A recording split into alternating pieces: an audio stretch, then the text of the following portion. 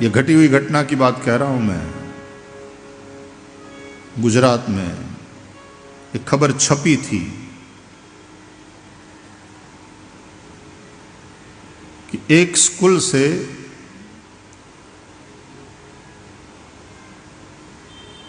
सातवीं आठवीं कक्षा में पढ़ने वाले बड़े बच्चे, प्राइमरी में सातवीं आठवीं में पढ़ने वाले बड़े बच्चों को क्लास टीचर एक वृद्धाश्रम में लेकर के गई। प्रवास था, वृद्धाश्रम में लेकर गई।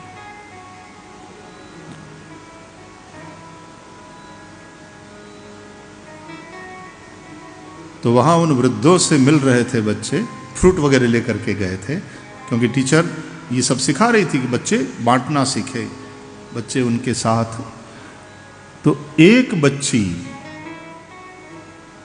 8वीं में पढ़ रही है, 13-14 साल की बच्ची।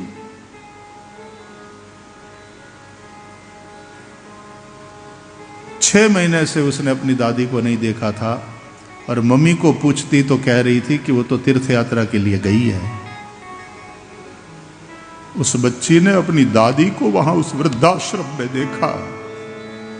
दादी ने देखा बच्ची को तो वो पुकार उठी बच्ची का नाम, और बच्ची ने देखा तो दादी कहती हुई वो दौड़कर दादी से लिपट गई। दादी तुम यहां?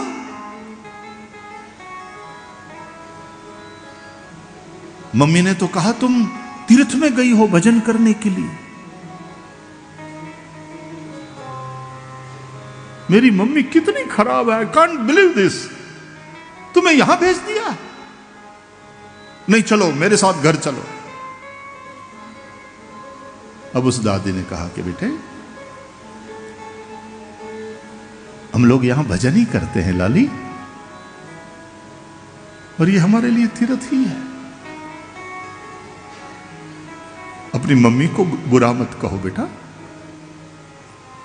देखो ये दादी जो संस्कार दे रही है कि बच्चों के मन में भी अपने मां बाप के प्रति नफरत पैदा नहीं होनी चाहिए। लेकिन लाली तुमको देखने के लिए तरस गई थी मैं, देखा तो बहुत अच्छा लगा बेटा।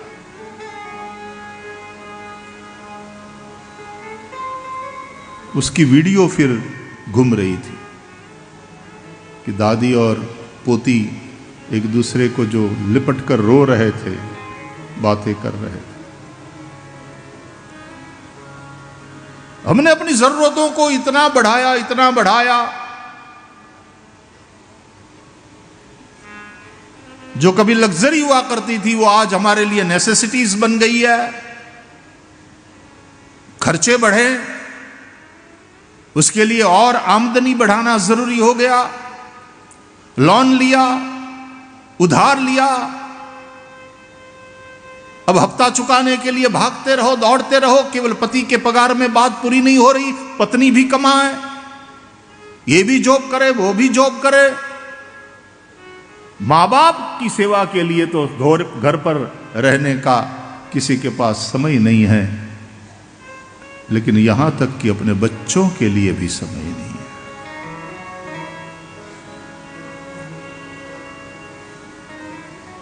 मैंने 4-4, 5-5 साल के बच्चों को हॉस्टल में देखा कि जो खर्चा हो दे देंगे, इन बच्चों को तुम संभालो। क्या दोष है उन बच्चों का? खाना पीना केयर सब मिल जाता है वहां, मां बाप का प्यार कहां? तुम लाए हो उन्हें इस संसार में। ये क्या बना रखा है तुमने अपनी जिंदगी को? ये किस जाल में फंस गए हो तुम?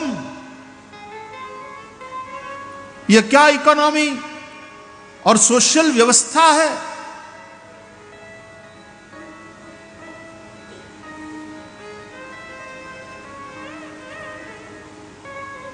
कैसा जाला बुन लिया गया है अपने आसपास। एजुकेशन सिस्टम, गवर्नमेंट और समाज तीनों ने मिलकर इस पर चिंतन करना पड़ेगा धर्म क्षेत्र और हमारी व्यासपीठ तो चिल्ला चिल्ला कर इतने वर्षों से अपना कर्तव्य निभा रही है, और न केवल कर्तव्य निभा रही है, ऐसे वृद्धों को संभाल भी रही है व्यासपीठें, ऐसे बच्चों को भी संभाल रही है व्यासपीठ। और जिनको ये पता नहीं, वो लोग आलोचना करते रहते हैं कि ये लोग तो माल मलिदा उड़ाते हैं, मोटर कार में घूमते हैं, उन्हें पता नहीं क्या क्या काम हो रहा है, कितना अच्छा काम हो रहा है। कभी जाएं, देखें। कृतज्ञ बनो, कृतज्ञ बनो, नमक हरामी, द्रोह बहुत बड़ा पाप है। तो फिर जो अपने माँ बाप का नहीं हुआ, वो क्या खाक भजन करेगा भगवान का? यहां वाले बाप का, मां का नहीं हुआ, वो जगत वाले बाप का। ये द्रोह बहुत बड़ा पाप है।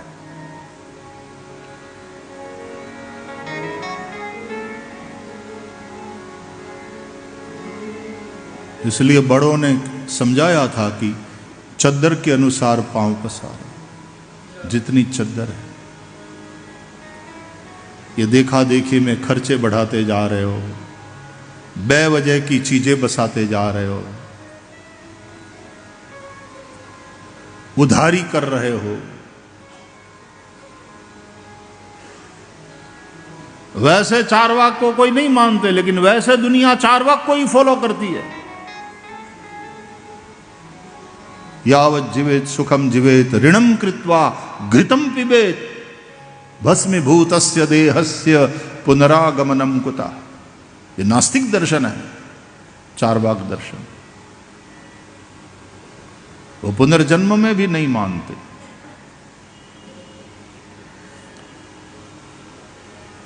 पैसा नहीं है तो ऋण लेकर के, लेकिन शुद्ध घी पियो, यानी शुद्ध घी की मिठाई खाओ। मर गए, जलकर राख हो गए, फिर कौन पैसा मांगने वाला, कौन आने वाला है? मौज करो। पैसा नहीं हो तो दूसरों के पैसे से मौज करो। यावत् जीवेत सुखम जीवेत।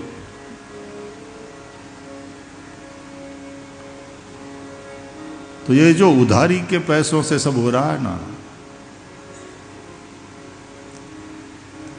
शुरू शुरू में अमेरिका इत्यादि देशों की यात्रा कथा के हिसाब से करते थे कि जो यहाँ से चले गए हिंदुस्तान छोड़ करके, उनकी रोजी रोटी वहाँ की हो गई, भाग्य ने उन्हें वहाँ बुला लिया, उस धरती के साथ उनके लेख। वे यहाँ से भले चले जाए हिंदुस्तान से, लेकिन हिंदुस्तान उनके दिल से न चला जाए, ये देखना बहुत ज़रूरी था। हिंदुइज्म के संस्कार उनके भीतर से न मिट जाए, ये देखना ज़रूरी। आजकल ये टीवी चैनल्स और सोशल मीडिया, आज अब ये व्यवस्था हो गई है, तब तो थी नहीं। तब हमारे कुछ साधु संतों ने भी विदेश जाकर, स्वामी विवेकानंद से लेकर के स्वामी योगानंद जी से लेकर के अनेकानेक साधु संत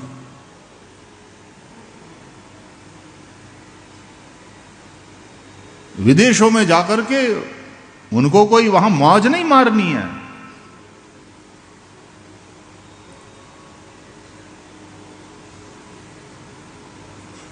तुम्हें पता नहीं क्या परिश्रम होता है।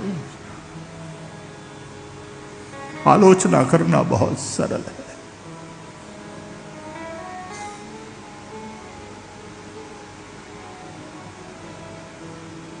जो लोग मौज मार रहे हो, मार रहे हो सकता है ऐसा भी होता हो, लेकिन अधिकांश मौज मारने के लिए नहीं जाते।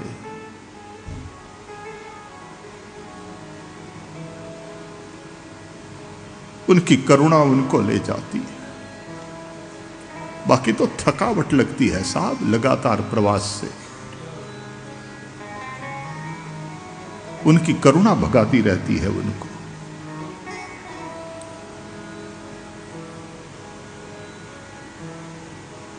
तीन दिन शादी में क्या गीत गाए कि गला बैठ गया,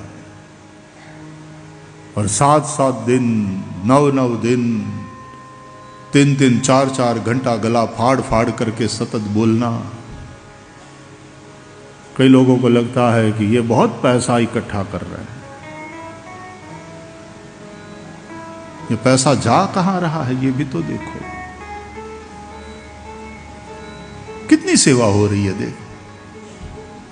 और वो माइया जो आशीर्वाद दे रही थी प्रिय अनिरुद्धाचार्य जी को,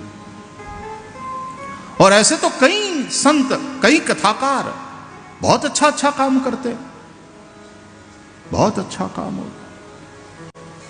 साधु संतों के द्वारा कितना अच्छा काम हो रहा है। जिनको ये पता नहीं, बोले मिशनरीज जो काम करते हैं, हमारे साधु संत कुछ नहीं। किसने कहा कुछ नहीं करते? तुम्हारे दिमाग में ये बात बैठ गई है। तुम्हें केवल वही बैठ करके आलोचना कर, निकलो तो सही, जाओ पहुंचो, क्या काम कर रहे हैं वो देखो।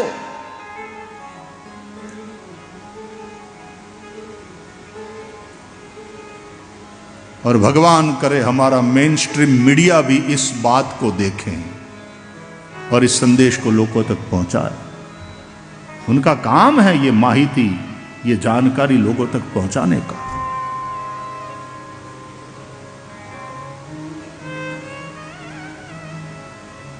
लोगों को पता नहीं। प्यारे, इंसान की कीमत करो, इंसानियत को महत्व दो। धर्म वही है जो इंसान को इंसान बनावे। धर्म वही। हमारे अपने उन बुजुर्गों को हम लायबिलिटी ना माने, हम उन पर उपकार नहीं कर रहे। ये हमारा अपना कर्तव्य है, हमारा अपना धर्म है।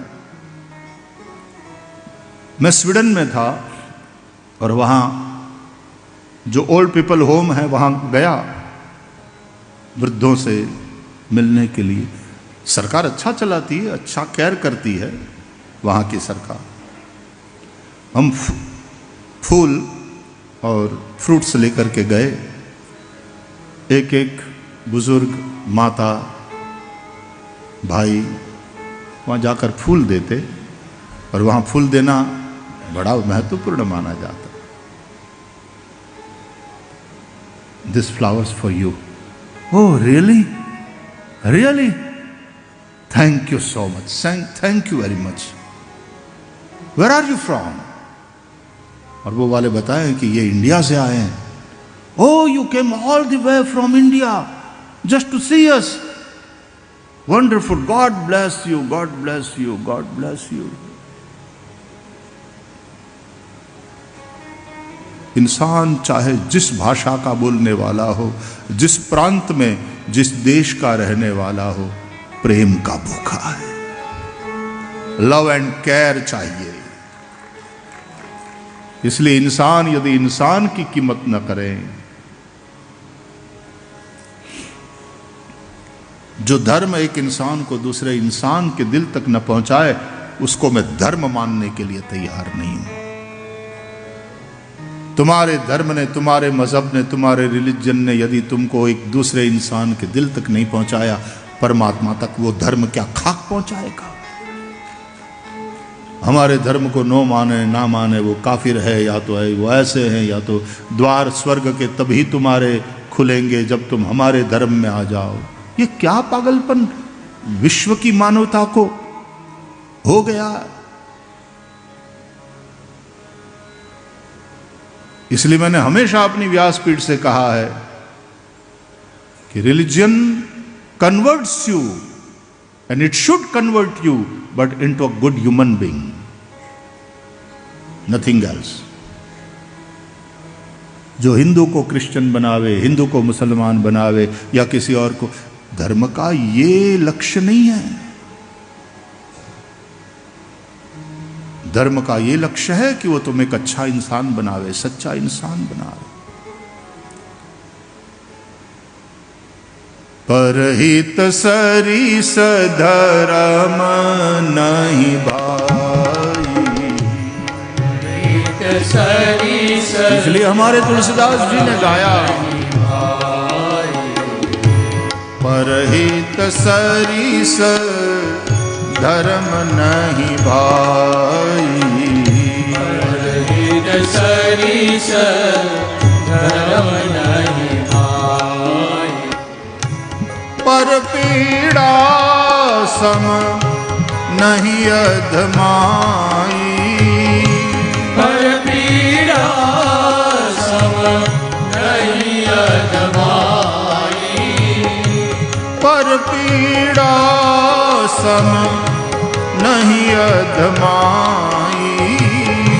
पर पीड़ा सम नहीं अधमाई। परहित सरिस धर्म नहीं भाई। परहित सरिस धर्म नहीं भाई। धर्म नहीं भाई। धर्म नहीं भाई।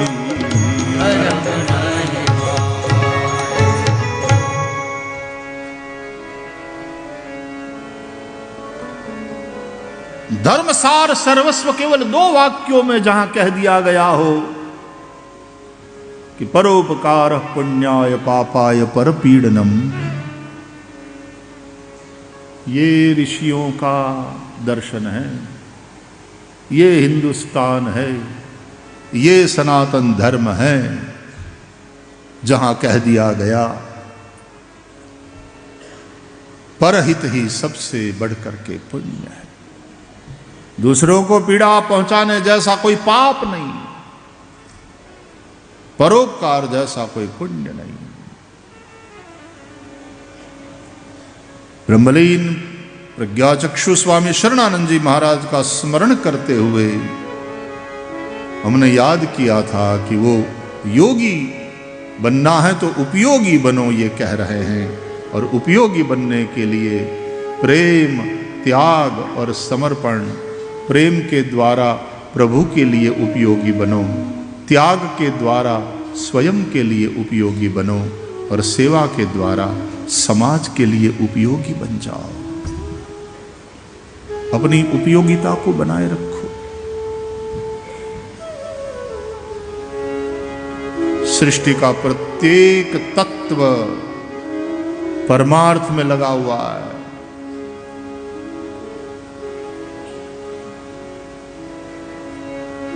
और जो स्वार्थ में रत हो जाए और अपने स्वार्थ के लिए औरों को नुकसान पहुंचाए, दूसरों को दुखी करे, इससे बढ़कर के पाप नहीं।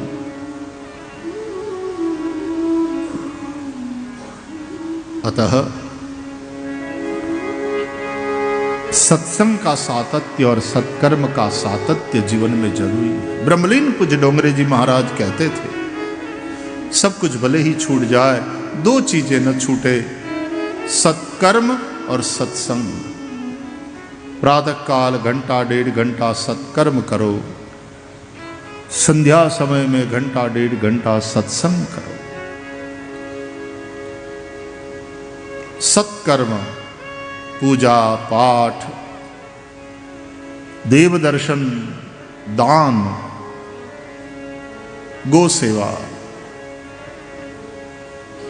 गरीबों की सेवा। सत्कर्म से मन की शुद्धि होगी, वह विशुद्ध मन ही वसुदेव है। सत्संग के सातत्य से तुम्हारी बुद्धि देवमयी बनेगी, बिगड़ेगी नहीं। हम कहते हैं ना, इसका तो भेजा खराब हो गया। कुसंग से बुद्धि बिगड़ती। भरत जैसे राम प्रेमी भक्त को जन्म देने वाली माता कैकेयी की बुद्धि भी मंथरा के कुसंग के चलते बिगड़ी। तुलसीदास जी ने लिखा, कौन कुसंगति पाई नसाई, रहे न नीच मते चतुराई। दुस्संगस्तु सर्वथा हेया, कुसंग से बचो। सत्संग में लगे जिसकी बुद्धि,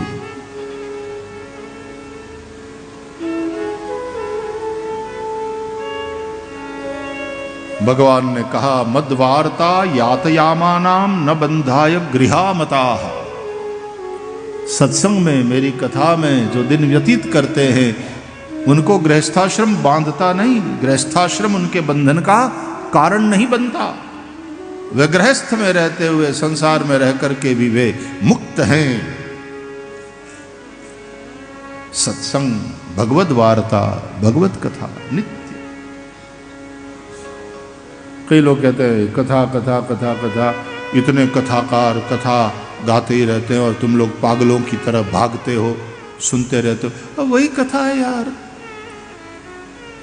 कंटाला नहीं आता तुमको वही की वही बातें सुनकर?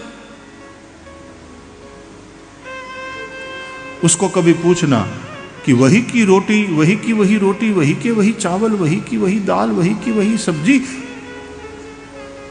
45 साल से खा रहे हो, कंटाला नहीं आता तुमको?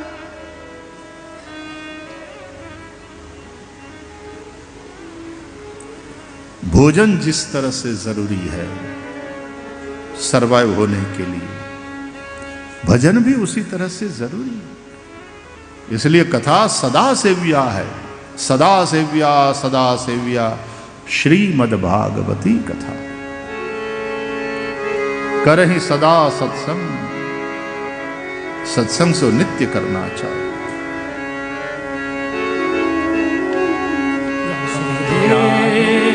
जय राधे, जय श्री कृष्ण बोलो, जय राधे, जय राधे, पुकारिए जय श्री कृष्ण बोलो, जय राधे, जय श्री कृष्ण बोलो, जय राधे, जय श्री कृष्ण बोलो, जय राधे, जय श्री कृष्ण बोलो, जय राधे, जय श्री कृष्ण बोलो, जय राधे, जय राधे, जय राधे, जय श्री कृष्ण बोलो, जय राधे, जय राधे, जय राधे, जय श्री कृष्ण बोलो, जय राधे, जय राधे, जय राधे, जय श्री कृष्ण बोलो, जय राधे, जय राधे, जय राधे, जय श्री कृष्ण बोलो, जय राधे, जय राधे, जय राधे, जय श्री कृष्ण बोलो, जय राधे, जय राधे, जय श्री कृष्ण बोलो, जय राधे, जय श्री कृष्ण बोलो, जय राधे, जय श्री कृष्ण बोलो, जय राधे, जय श्री कृष्ण बोलो, जय राधे, जय श्री कृष्ण बोलो, जय राधे, जय राधे,